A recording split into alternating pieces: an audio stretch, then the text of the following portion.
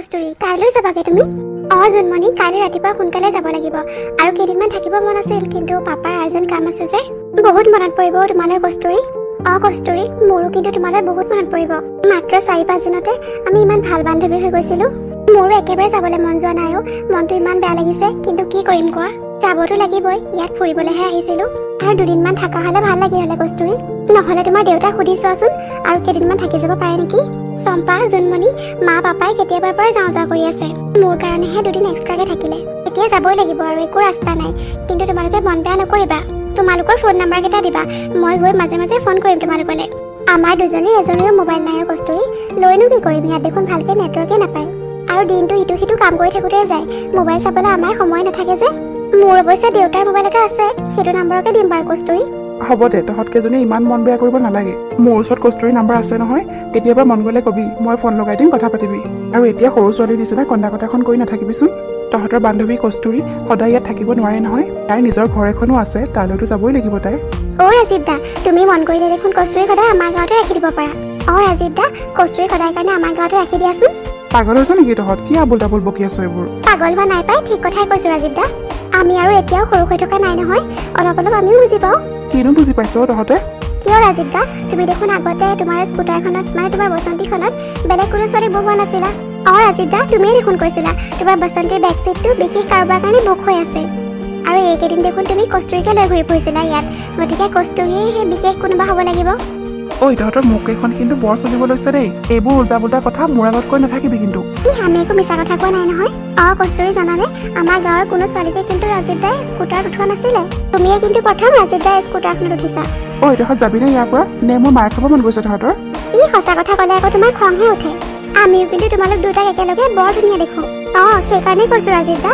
কস্তুৰীক এখন গাঁৱৰ বোৱাৰী কৰি ৰাখিয়ে দিয়া সদায় কাৰণে মোৰ কিন্তু খং উঠিব দেই এতিয়া কৈ দিছো তহঁত দুজনী যাচোন সন্ধিয়া হ'ল এতিয়া যা পঢ়াত বৰগে যা ৰাজীৱ দা তুমি দেখোন গাঁৱৰ গোটেইবোৰ ছোৱালীকে নিজৰ ভণ্টি বুলি ভাবা আমি যদি মিছাকৈয়ে কৈছো তেন্তে কোৱাচোন কস্তুৰীকো তুমি নিজৰ ভণ্টি বুলি ভাবা ৰাজীৱ দা একো নাই যদি কস্তুৰীকো ভণ্টি বুলি মাতাচোন এবাৰ তহঁতে কিন্তু সীমা চেৰাই গৈ আছ দেই মোৰ খং উঠিলে গম পাও নহয় বল যাওঁ বল ৰাজীৱ দাৰ সঁচা কথা শুনি খঙে উঠিছে কস্তুৰী আমি যাওঁ এতিয়া নহলে ৰাজীৱ দাই মাৰিবই আমাক আৰু কাইলৈ যোৱাৰ সময়ত লগ পাম বাৰু কি যে কৈ থাকে আৰু এইকেইজনীয়ে ৰাজীৱ সিহঁতে বৰ সঁচা কথা কৈছনে সঁচাকে কোৱাচোন ৰাজীৱ তোমাৰ স্কুটাৰখনৰ বেক চিটটো যদি বিশেষ কাৰোবাৰ কাৰণে বুকেই আছিল তেন্তে তুমি মোক কিয় উঠালা আৰে কস্তুৰী তোমাৰ কথা বেলেগ কিনো বেলেগ মোৰ কথা সেইটোৱেতো সুধিছো তুমি বাৰু জুনমণি চম্পাহঁতৰ কথা বিশ্বাস কৰিব লাগেনে সিহঁতে সঁচা কথাই কৈছে এদিন তুমি মোকো এইটো কথাই কৈছিলা তোমাৰ কাৰণে যে এইখন স্কুটাৰ বহুত স্পেচিয়েল হয় সেইটো কথা তুমি মোক এদিন কৈছিলা কিন্তু কিয় ৰাজীৱ এইখন স্কুটাৰ তোমাৰ কাৰণে ইমান স্পেচিয়েল কিয় হয় তোমাৰ ঘৰত দেখোন মই কেইবাখনো গাড়ী দেখা পাইছো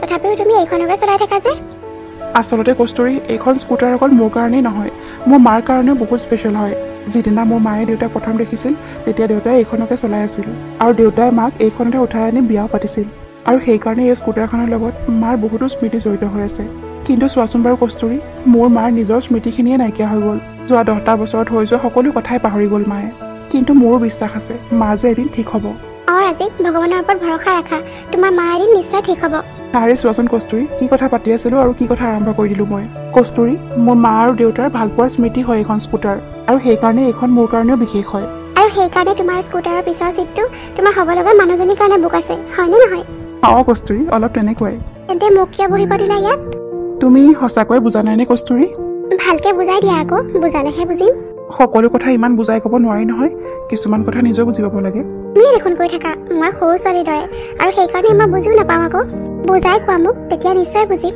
সঁচাকৈ শুনিব বিচাৰিছানে তুমি ৰাজীৱ শুনিব বিচাৰিছো মই তেন্তে শুনা কস্তুৰী তোমাক প্ৰথম দেখোঁতেই মই কিবা এটা অনুভৱ কৰিছিলোঁ তেনেকুৱা অনুভৱ মই আজিলৈকে কোনো ছোৱালীক দেখিয়ে কৰা নাই সেইটো অনুভৱ সঁচাকৈ বহুত বেলেগ আছিল ইয়াকে ভাল পোৱা বুলি কয় নে কি কয় মই নাজানো কিন্তু এটা কথা কস্তুৰী তুমি মোৰ কাৰণে বহুত স্পেচিয়েল তোমাৰ লগত থকা সময়খিনিত মই সকলো দুখ কষ্ট পাহৰি যাওঁ কেতিয়াবা এনেকুৱা লাগে তোমাৰ লগত কটোৱা এই সময়বোৰ যাতে ৰৈ যাওক চিৰ জীৱনৰ কাৰণে ৰৈ যাওক ইয়াতে ৰাজীৱ তুমি মোৰ কাৰণে ইমান কিবা কিবি ফিল কৰা কিন্তু আজিলৈকে তুমি মোক কিয় কোৱা নাছিলা ক'লেনো আৰু কি হ'ল হ'লে কস্তুৰী তুমি আমাৰ গাঁৱৰ আলহীহে সেয়া দেখোন কাইলৈ ৰাতিপুৱাই তুমি যাবাগে আমাক এৰি থৈ তাৰপিছত কি হয় কি নহয় সেয়া কেৱল ভগৱানেহে জানে কি হ'ব ৰাজীৱ তুমি ভাবিছা মই তোমাক পাহৰি যাম সেইটো কেতিয়াও নহয় ৰাজীৱ মই তোমাক কেতিয়াও নাপাহৰো কেতিয়াবা এনেকুৱা লাগে তোমাক লগ পাবলৈ যেন ভগৱানে মোক এইখন গাঁৱলৈ পঠাইছিল তোমাৰ লগত টাইম স্পেণ্ড কৰি মোৰ সঁচাকৈ বহুত ভাল লাগে ৰাজীৱ।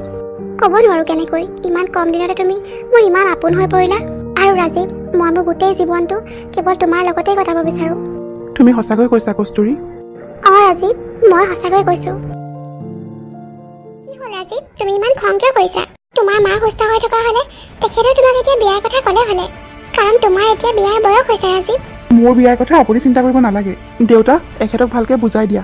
মোৰ জীৱনৰ সকলো সিদ্ধান্ত আজিলৈকে মই নিজে লৈ আহিছোঁ, গতিকে মই কাক বিয়া পাতিম সেই সিদ্ধান্তও মই নিজে ল'ম।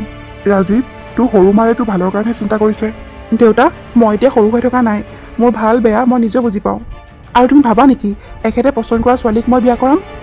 কেতিয়াও নকৰাওঁ দেউতা, এখেতে পচন্দ কৰা ছোৱালী মই কেতিয়াও বিয়া নকৰাওঁ। ৰাজীৱ, তুমি অন্ততঃ নিহাৰিকাক এবাৰ লগ কৰি লোৱা। নিহাৰিকা সঁচাকৈ বহুত ভাল ছোৱালী, তুমি বিশ্বাস কৰাচোন। মই শেষবাৰৰ কাৰণে কৈ দিছোঁ, মই কাকো লগ নকৰোঁ। ৰাজীৱ, অন্ততঃ এবাৰ লগ কৰি লোৱা। মোৰ বিয়াৰ কথা চিন্তা কৰিবলৈ আপোনাৰ কোনো প্ৰয়োজন নাই। আৰু মই কাক বিয়া পাতিম সেইটো অলৰেডি মই ঠিক কৰিছোঁ। সময় হ'লে দেউতাক মই সকলো ক'ম। আপোনাক কোৱাৰ মোৰ কোনো প্ৰয়োজন নাই। দেখিলেনে আপোনাৰ ল'ৰাই মোৰ লগত কেনেকৈ ব্যৱহাৰ কৰে? টিনা, মই তোমাক কৈছোঁৱে নহয়, ৰাজীৱে কিজানি কাৰোবাক পচন্দ কৰি থৈছে। আৰু এতিয়া শুনিলা নহয়, সি কাক বিয়া পাতিব সেইটো সি ঠিক কৰি থৈছে বোলে। আৰু মোৰ ৰাজীৱে পচন্দ কৰিছে যেতিয়া ছোৱালীজনী নিশ্চয় ভালেই হ'ব। হ'ব দিয়া টিনা, তোমাৰ চিন্তাহে কমিলে এতিয়া। ৰাজীৱে দেখোন নিজে পচন্দ কৰিয়ে থৈছে ছোৱালী। কিন্তু এবাৰ নিহাৰিকাক লগ কৰা হ'লে ভাল আছিল। সি টিনা, সেইবোৰ কথা বাদ দিয়া আৰু। সি যেতিয়া ছোৱালী ঠিক কৰিয়ে থৈছে, মোৰ এফালে যাব লগা আছে, মই যাওঁ দেই। তুমি চিন্তা কৰি নাথাকিবা আৰু। কি কৰিম বাৰু এতিয়া? ৰাজীৱে দেখোন নিহাৰিকাক লগ নকৰোঁ বুলিয়ে কৈ দিলে। আৰু ৰাজীৱ, তুমি যে মনে মনে কাৰ কথা ভাবি আছা সেইটো মই গম পাইছোঁ অলপ। কস্তুৰী নামৰ ছোৱালীজনী অহাৰ পৰাই তোমাৰ চাল চলন সলনি হৈ গৈছে।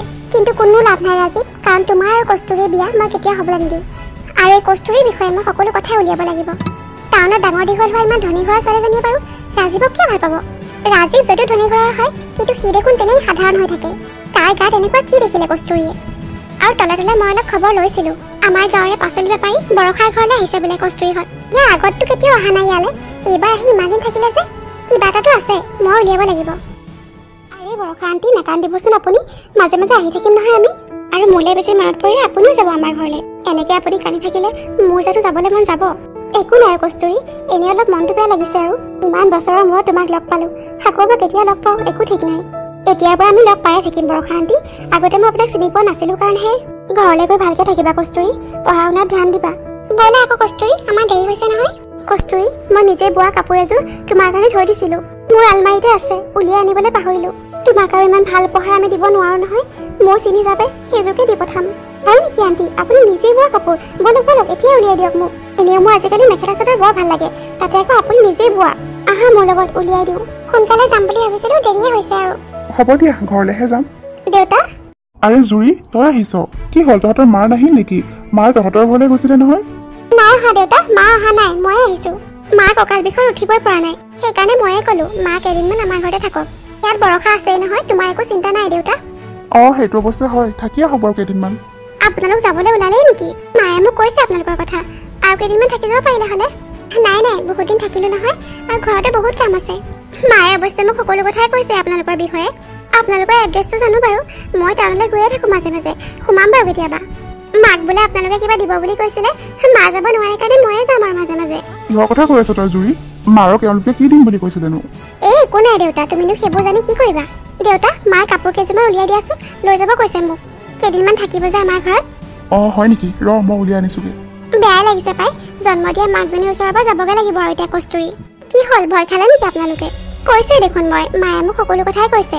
আৰু সঁচা কথাটো লুকুৱাই ৰাখিবলৈ যে আপোনালোকে মাক পইচা দিছে সেইটো কথাও কৈছে। কিন্তু আপোনালোক আৰু কেইদিনমান থকাৰ কথা আছিল নহয়, মায়ে ভয়তে যাবলৈ ওলাইছে নি বাৰু? আৰে আপুনি এইবোৰ কি কৈ আছে? আপোনালোকে চাগে ভাবিছে ইয়াৰ পৰা গুচি গ'লে মাক আৰু পইচা দিব নালাগে, কিন্তু ইমান সহজে হাৰি যাব নোৱাৰে আপোনালোক। মই কিন্তু প্ৰায়ে যাম আপোনালোকৰ ঘৰলৈ, যোৱাৰ আগে আগে ফোন কৰি জনাম বাৰু। মাৰ পৰা ফোন নম্বৰটো ৰাখি থৈছোঁ মই, পইচা কেইটামান যোগাৰ কৰি ৰাখিব আৰু, নহ'লে গম পাইছেই নহয় কি হ'ব।